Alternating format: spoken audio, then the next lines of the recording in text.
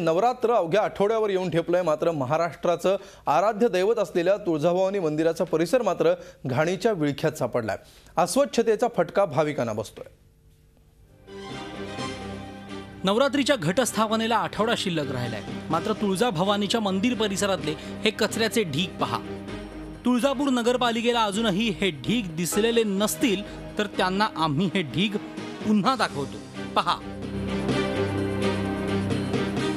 रस्त्याने तुम्ही पाहताय की प्रत्येक ठिकाणी खड्डे झालेले आहेत आणि पुन्हा नंतर तुम्ही दर्शनासाठी गेल्यानंतर एकदम पाणी जे एकदम अस्वच्छ आहे, पाणी म्हणजे की एकदम काहीच चांगलं नाही आहे पाणी।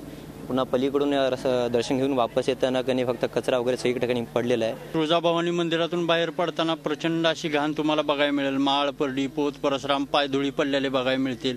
जाण्या येण्यासाठी रस्ता नाहीये। लाखो भाविक ह्याच रस्त्याने बाहेर सोडले जातात। वन वे रस्ता आहे, याची दखल घ्यावी। स्वच्छता वगैरे, रस्ता वगैरे मोठा घ्यावा। मंदिराच्या या अरुंद रस्त्यावर एकीकडे कचऱ्याचे भयंकर ढीग, तर त्यातच दुकानदार व्यापाऱ्यांनी थाटलेली ही अनधिकृत दुकानं। त्यामुळे मंदिरात प्रसन्न मनाने जायचं कसं, असा प्रश्न भाविकांना पडतोय। की भाविक जे प्रसन्न होऊन आतून आलेला असतो ते त्या रस्त्याने येताना त्याला नरक यातना या ठिकाणी भोगण्याचं काम या प्रशासनामुळे होतंय।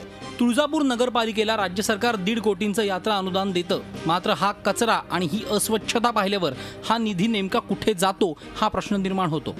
नवरात्री आधी कचरा आणि अनधिकृत दुकानं पालिका हटवणार का, हा झी मीडियाचा सवाल आहे।